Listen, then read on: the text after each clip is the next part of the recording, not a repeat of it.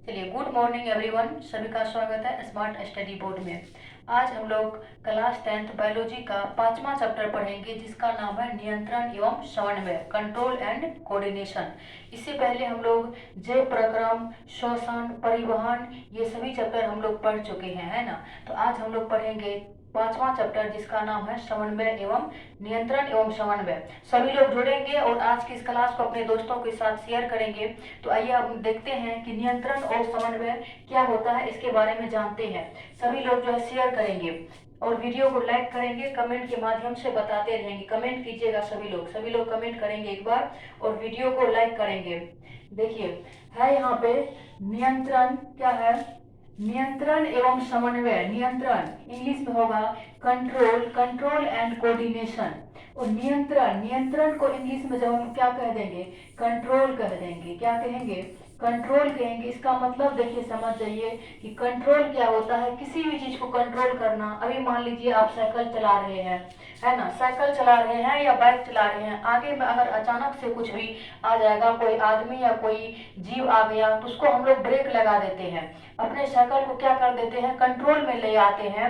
यही हुआ कि ये हमारे बॉडी से रिलेटिव है, हमारे शरीर के अंग को शुरू करना। जैसे हाथ का काम क्या है, पैर का काम क्या है, जो भी शरीर के अंग हमारे काम करेंगे उसको शुरू करना और रोकना कंट्रोल कहलाएगा। शुरू करना और रोकना कंट्रोल कहलाएगा। इसमें नियंत्रण में हम लोग देखेंगे हार्मोन, विभिन्न विभिन्न प्रकार के हार्मोन के बारे में जानेंगे और तंत्रिका तंत्र के बारे में हम लोग जानेंगे।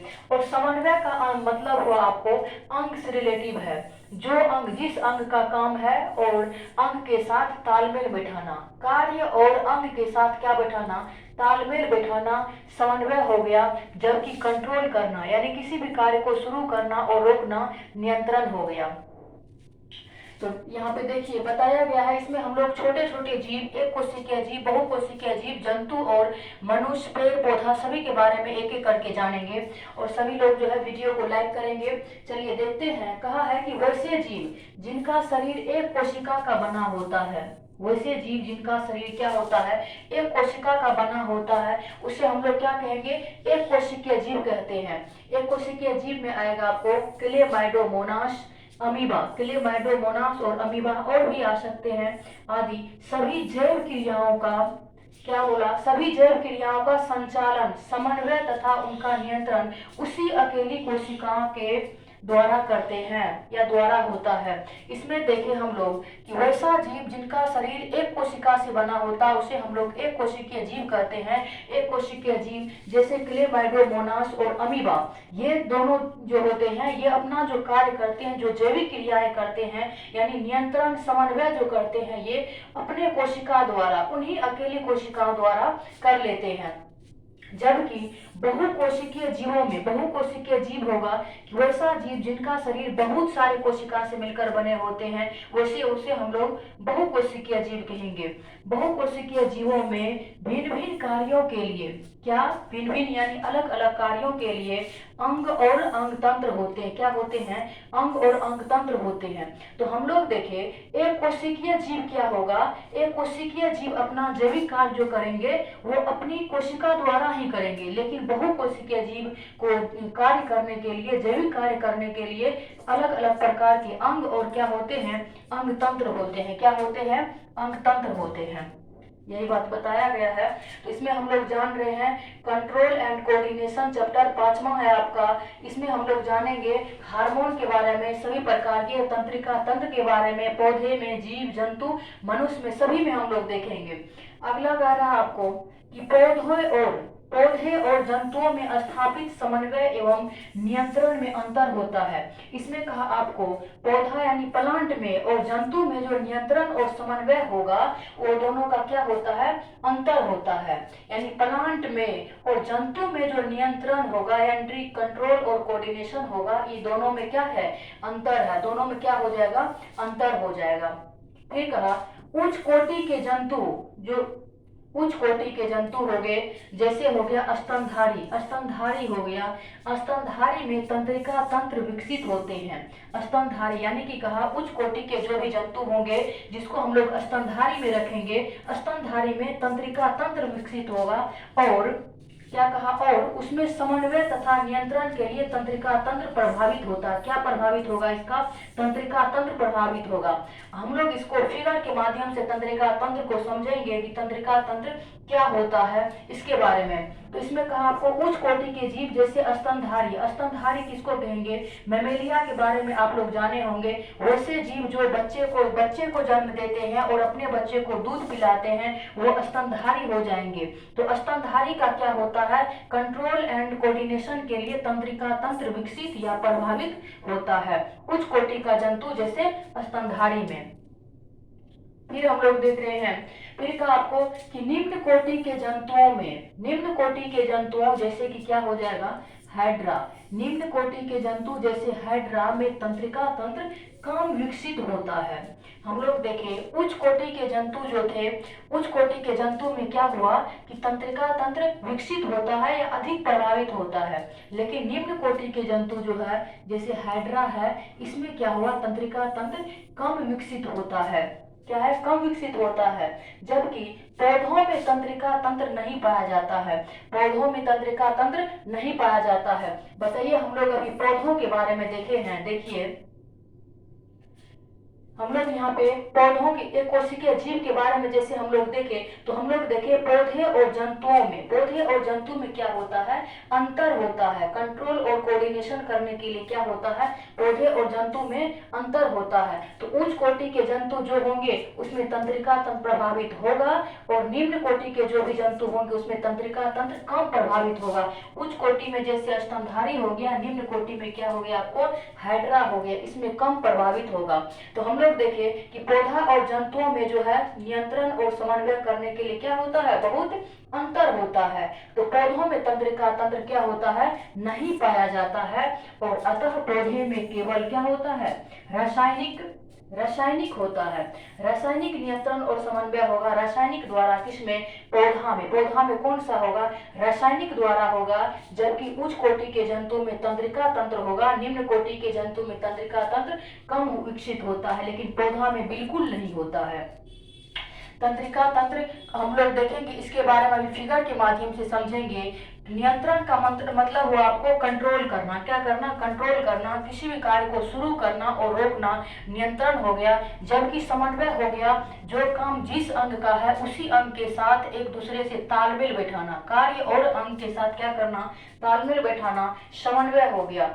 अब हम लोग देखेंगे पौधों में यानी प्लांट का बात किया कि प्लांट में नियंत्रण और समन्वय कैसे होगा, इसके बारे में जानेंगे। पौधों में नियंत्रण और समन्वय कहा है आपको, देखिए पौधों में पाई जाने वाली गतियां दो प्रकार की होती है।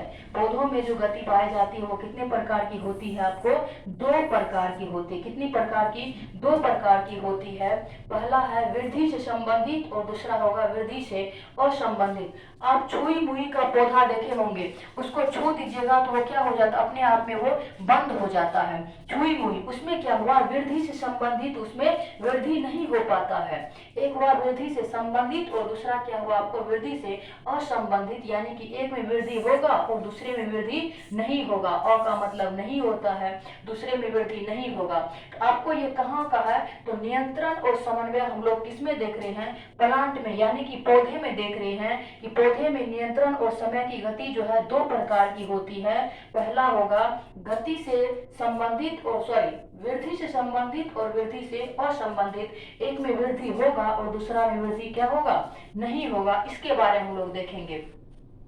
आपको कहा है उद्दीपन के बारे में कि उद्दीपन से उत्पन्न होने वाले पौधों की गतियां को क्या बोला है कि अनुवर्तनी, क्या हो जाएगा, अनुवर्तनी गति कहते हैं, जो उद्दीपन से शुरू होगा। अब ये उद्दीपन क्या है, इसको हम लोग आगे देखते हैं। इसको फिगर के बनाया हुआ आपको उद्दीपन क्या है, तो उद्दीपन से उत्पन्न होने वाली पौधे की बात क्या है, उद्दीपन से होने वाली पौधे की गतियां को क्या कहेंगे हम लोग, अनुवर्तनी कहेंगे। क्या कहेंगे, अनुवर्तनी कहेंगे। किससे उत्पन्न होने वाले, उद्दीपन से जो भी उत्पन्न होने वाले पौधे होंगे उसको हम लोग अनुवर्तनी कहेंगे।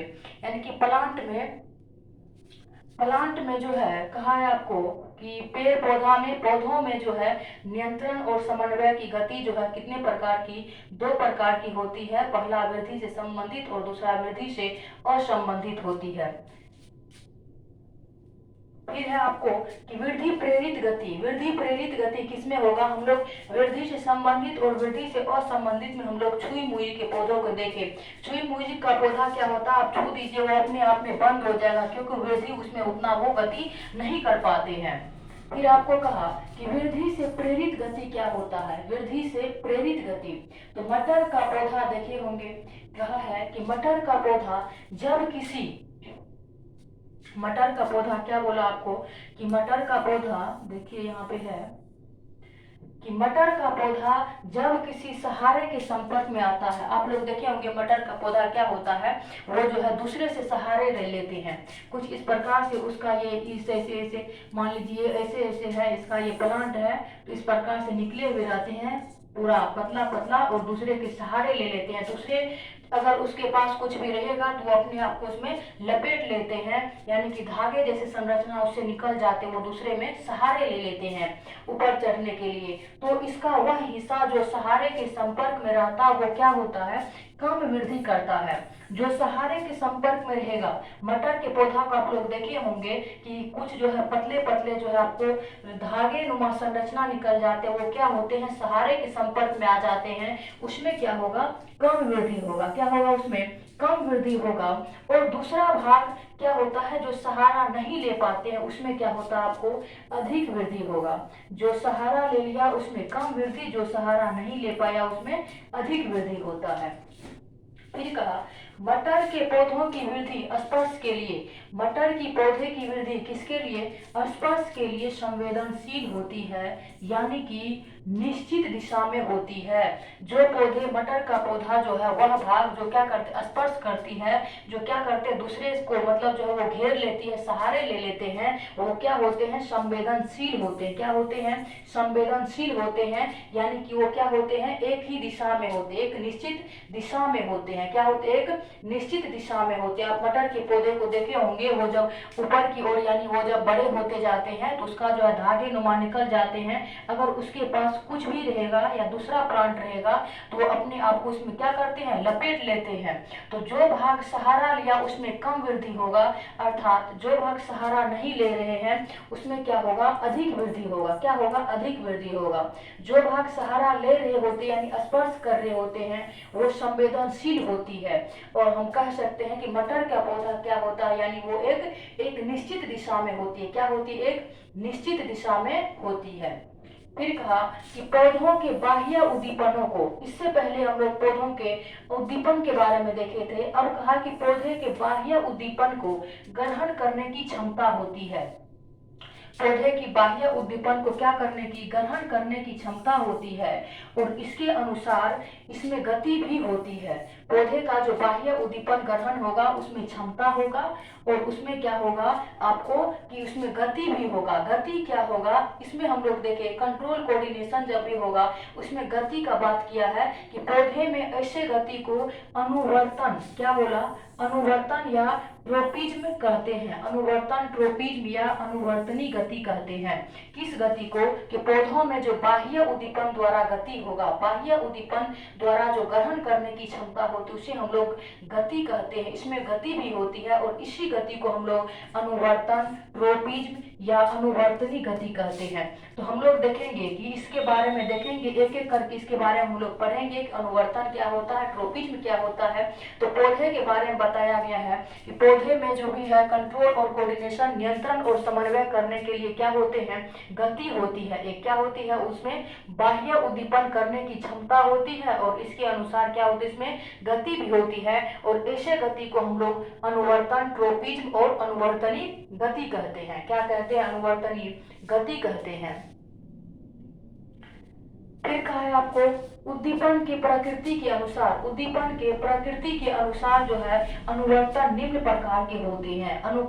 अनुवर्तन, ट्रोपिज्म और अनुवर्तनी के बारे में अभी हम लोग देखे कि गति होगा, उस गति को हम लोग अनुवर्तनी और ट्रोपिज्म और अनुवर्तनी कहते हैं। तो उस अनुवर्तन के बारे में कहा है कि अब अनुवर्तन निम्न प्रकार के होते हैं। अब अनुवर्तन के प्रकार दिया है कि अनुवर्तन निम्न प्रकार के होते हैं। पहला है प्रकाश अनुवर्तन। पहला कौन सा है? प्रकाश अनुवर्तन। पहला कौन सा? पहला है आपको प्रकाश अनुवर्तन यानी कि फोटोट्रोपिज्म। फोटोट्रोपिज्म होगा प्रकाश अनुवर्तन। इसमें होगा कि प्रकाश यानी रोशनी जो किसमें होगा, वैसा गति जो प्रकाश की उपस्थिति के अनुसार प्रकाश की दिशा की ओर गति करता है। इसमें कहा है आपको, इसमें पौधे की प्रकाश की ओर गति करती है और इस प्रकार की गति करने की तने के शीर्ष भाग या पत्तियां में स्पष्ट दिखती है। तो हम लोग भी जानते हैं कि सूर्य प्रकाश से जो रोशनी आती है तो वो क्या होते हैं, हम लोग इस सबसे पहली क्लास में प्रकाश संश्लेषण के बारे में पूरी तरह से समझे थे, पहला चैप्टर जय प्रक्रम में। बस थोड़ा सा इसमें जानना है आपको प्रकाश के बारे में, यानी लाइट के बारे में बताया है कि प्रकाश क्या होता है पेड़ पौधा में। तो पौधे में प्रकाश जो है दो दिशा से दिखती है। पहला आपको दिखेगा शीर्ष भाग, तना के शीर्ष भाग और पत्तियां, तना के शीर्ष भाग और पत्तियां जो है स्पष्ट रूप से दिखती है। ये दोनों ओर में क्या होता है, प्रकाश आता है। और जड़ प्रकाश से दूर होता है, जड़ जो है प्रकाश से दूर होता है, यानी जड़ तो मिट्टी के अंदर में रहता है, वहां तक प्रक्रिया यानी प्रकाश नहीं पहुंच पाती है। इसीलिए कहा है कि जड़ प्रकाश से दूर मुड़कर क्या करते, वो अनुक्रिया करते हैं। क्या करते हैं? अनुक्रिया करते हैं। और जबकि गति करते हैं, प्रकाश की गति किसमें होगा, तने के शीर्ष भाग में, तने के शीर्ष भाग यानी कि ऊपर वाले भाग में और पत्तियां में दिखती है। लेकिन जड़ जो है क्या होते हैं, प्रकाश से दूर होते हैं, यानी कि वो मिट्टी के अंदर होते हैं। तो उसमें क्या होते हैं, वो क्या करते हैं, आपको अनुक्रिया कहते हैं। क्या करते हैं, वो अनुक्रिया करते हैं। कौन? पौधे का जड़। पौधे के जड़ में क्योंकि प्रकाश नहीं पहुंच पाएगा। तो हम लोग देख रहे हैं अनुवर्तन निम्न प्रकार के होते हैं। पहला है आपको प्रकाश अनुवर्तन यानी फोटोप्रिज्म। क्या है? फोटोट्रोपिज्म। फोटोट्रोपिज्म होगा पौधे की वैसा प्रकाश, कहा है कि पौधे के प्रकाश की ओर जो गति होगा, गति करते हैं, जो को इस प्रकार गति करने की क्षमता जो है या गति करने की तने के शीर्ष भाग और पत्तियों के में स्पष्ट दिखती है। यानी कि पौधे में जो गति होगा तो वो तना के शीर्ष भाग और किसमें, पत्ती में दिखाई देता है, लेकिन जड़ में प्रकाश नहीं दिखता है। यानी जड़ जो है प्रकाश से गति नहीं कर पाते हैं, वो क्या करते हैं, अनुक्रिया करते हैं। क्या करते हैं? अनुक्रिया करते हैं।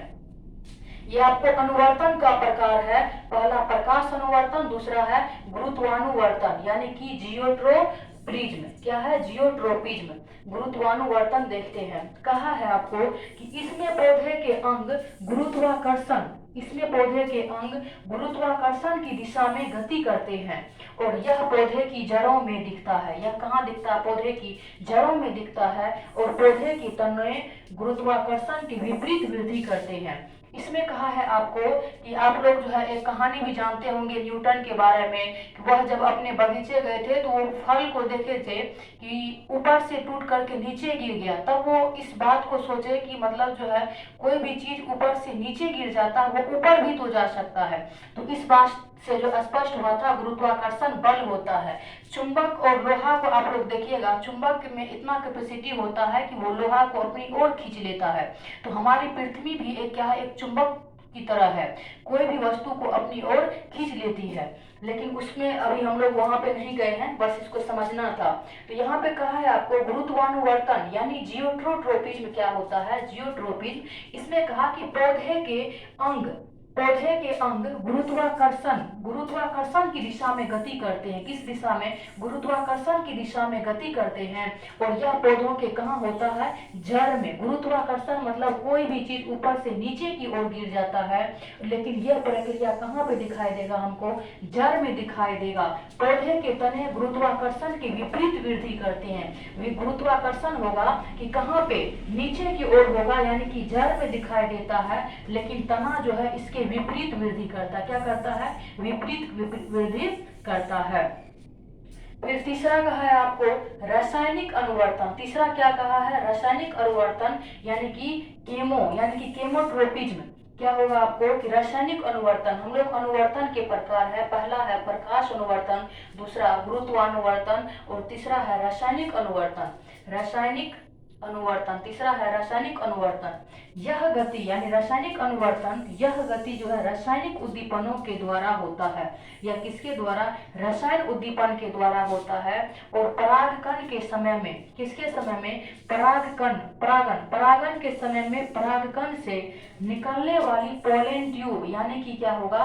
पराग नलिका, क्या होगा? पराग नलिका की बीजांड में होने वाली गति इस प्रकार का अनुवर्तन दिखता है। इस बीजांड की होने वाले इस प्रकार का क्या होता है? अनुवर्तन दिखता है। किसमें दिखेगा? परागन। हम लोग परागन के बारे में जानते हैं, परागन सभी लोग जानते हैं, कमेंट कीजिए एक बार सभी लोग परागन के बारे में। हम लोग जो है पोलन यानी परागन के बारे में जानते हैं। परागन भी दो प्रकार के, स्वपरागन, परपरागन होगा। परागन हुआ, स्वपरागन हो जाएगा कि जब एक प्लांट का बीज क्या होगा? दूसरे प्लांट के पे गिर जाते हैं, उसके द्वारा यानी परागन मतलब हो गया आपको प्रजनन करना। क्या करना? प्रजनन करना। तो परागन का दो प्रकार हो जाते हैं, स्वपरागन और परपरागन। स्वपरागन होगा कि जब एक पेड़ का फूल दूसरे पे गिरते हैं और उसके बाद प्रजनन होता है तो वो स्वपरागन हो गया। और परपरागन हो जाएगा आपको कि एक ही पेड़ में हो जाता है उसका प्रजनन, वो दूसरे का उसमें आवश्यकता नहीं होता, वो हो जाएगा परपरागन। यही बताया है आपको कि परागन के समय में जब प्रजनन की क्रिया होगी उस समय में परागकण से निकलने वाली पोलन ट्यूब यानी कि उस नलिका द्वारा, परागन नलिका द्वारा जो भी बीजांड होने वाली गति इस प्रकार का अनुवर्तन दिखता है। यानी प्रजनन के समय में जब पेड़ पौधे में होंगे परागन की क्रिया तो परागकण से जो निकलने वाली यानी कि पोलन ट्यूब बताया है कि परागन नलिका के बीजांड में यानी उसके बीज में जो होने वाली गति रहेगी तो उसमें कौन सा गति होगा?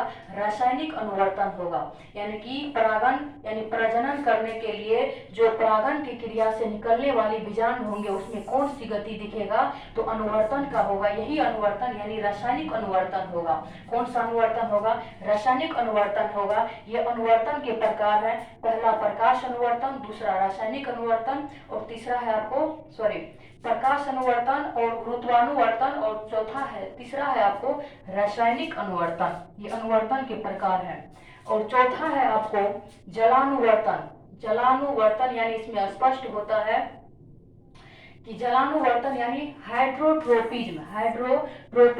पौधे के अंग, कहा है पौधे के अंग का जल की ओर होने वाली गति, पौधे का वह अंग जो जल की ओर गति करते हैं उसे हम लोग जलानुवर्तन कहेंगे। क्या कहेंगे? उसे हम लोग जलानुवर्तन। पौधे का वह भाग जो जल की ओर गति करते हैं, जल की ओर बढ़ते हैं, उसे हम लोग जलानुवर्तन कहेंगे। क्या कहेंगे? जलानुवर्तन कहेंगे। ये किसका प्रकार है? आपको किसका प्रकार है? अनुवर्तन का प्रकार है। तो अनुवर्तन में पौधे का वह भाग जो प्रकाश की दिशा में अनुवर्तन कहेंगे प्रकाशानुवर्तन यानी गति करेंगे प्रकाश की दिशा में। रासायनिक अनुवर्तन होगा जहाँ पे प्रकाश नहीं पहुंच पाती है, जैसे जल हो गया, उसमें जो गति होगा वो क्या हो जाएगा? गुरुत्वानुवर्तन होगा। लेकिन तना जो है इसके विपरीत होते हैं। फिर रासायनिक अनुवर्तन है कि रासायनिक अनुवर्तन जब परागन की क्रिया होगी, परागन के समय परागकण से निकलने वाली जो परागन नलिका से बीजांड निकलती है उसमें जो गति होगी वो क्या होगा? उसी अनुवर्तन को हम लोग क्या कह देंगे? रासायनिक अनुवर्तन कहेंगे। फिर चौथा कहा है अनुवर्तन का प्रकार आपको देखिए, फिर लास्ट में ये कहा है जलानुवर्तन। पौधे का वह भाग जो किधर होगा? जल की ओर होगा, उसको हम लोग जलानुवर्तन कहेंगे। क्या कहेंगे? जलानुवर्तन कहेंगे। अभी हम लोग देखें, सभी लोग जो है कमेंट करेंगे, कमेंट कीजिएगा एक बार सभी लोग। नियंत्रण एवं समन्वय,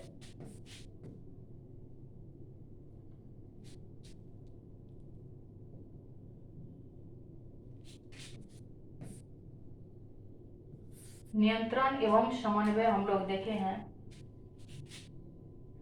देखिए यहीं पे आते हैं, इसको देखते हैं। वहां पे देखिए यहाँ पे है नियंत्रण एवं समन्वय। इसी नियंत्रण से हम लोग समझेंगे। नियंत्रण का मतलब हो गया आपको, नियंत्रण मतलब हो गया कि शुरू करना, क्या करना, शुरू करना, रोकना, किसी भी कार्य को जो का शुरू होते हैं रुकता है तो ये क्या होगा, उसी को हम लोग नियंत्रण कहेंगे। जबकि समन्वय हो गया आपको, समन्वय हो गया कि जिस अंग का काम है उसको क्या करना, तालमेल बैठाना, उससे क्या होना, तालमेल बैठाना, अंग को और कार्य के साथ तालमेल बैठाना समन्वय हो गया। लेकिन नियंत्रण हो गया, और नियंत्रण हो गया आपको क्या हो जाएगा, किसी भी कार्य को शुरू करना और रोकना नानियंत्रण हो गया, और किसी भी अंग और कार्य के साथ तालमेल बैठाना समन्वय हो गया। इसमें हम लोग अब पढ़ेंगे हार्मोन के बारे में, कौन कौन से हार्मोन, और मस्तिष्क ब्रेन के बारे में, तंत्रिका तंत्र के बारे में इसमें हम लोग पढ़ेंगे। इसमें नियंत्रण हो जाएगा हार्मोन, हार्मोन सब इसमें हम लोग पढ़ेंगे। जबकि तंत्रिका तंत्र क्या क्या विकसित करते हैं, क्या क्या करते हैं, इसके बारे में हम लोग पढ़ेंगे। तो हम लोग नेक्स्ट क्लास में पढ़ेंगे। आज की क्लास को यहीं पे समाप्त करते हैं। सभी लोग जो बने रहेंगे और डेली 5 से 6 बजे जुड़ेंगे।